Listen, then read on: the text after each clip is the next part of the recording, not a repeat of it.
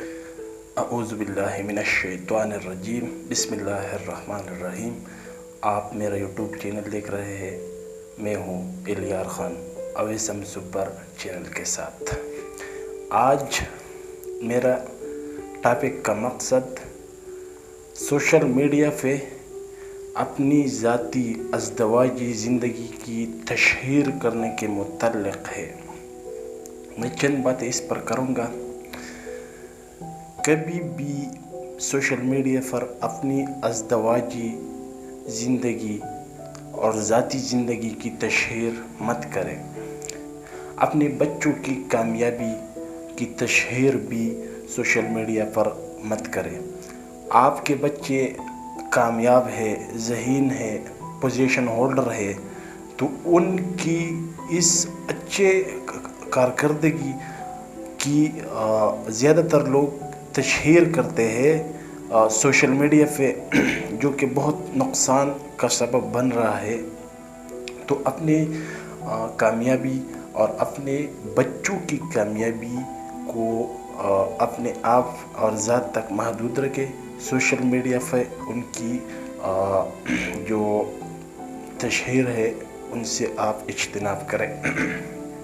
تیسری، اپنی مال دولت اور مہنگی شاپنگ کی تشہیر بھی سوشل میڈیا پر مت کریں۔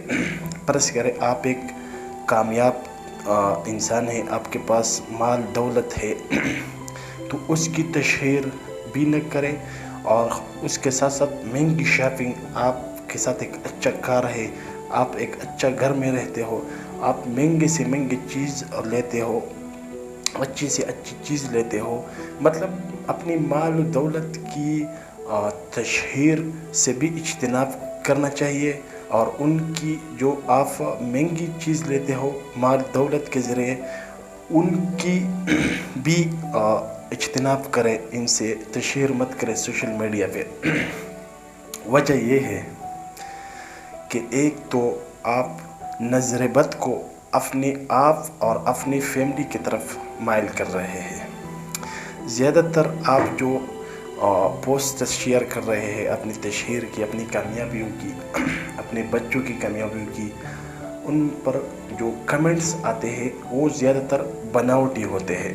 ان میں چند کمنٹ جو ہے وہ مخلص ہوتے ہیں، مخلص لوگوں کے، جو آپ کی کامیابی کو پسند کرتا ہے، اور زیادہ تر کمنٹ جو ہوتے ہیں وہ بناوٹی ہوتے ہیں، پسند نہیں کرتے، بلکہ صرف کمنٹ اس لیے کر رہے ہوتے ہیں کہ وہ بناوٹی ہوتے ہیں مطلب، اور نظر بد کو بھی آپ اپنی طرف مائل کر رہے ہو، اور آپ حاسدین کو دعوت دے رہے ہو اپنی طرف۔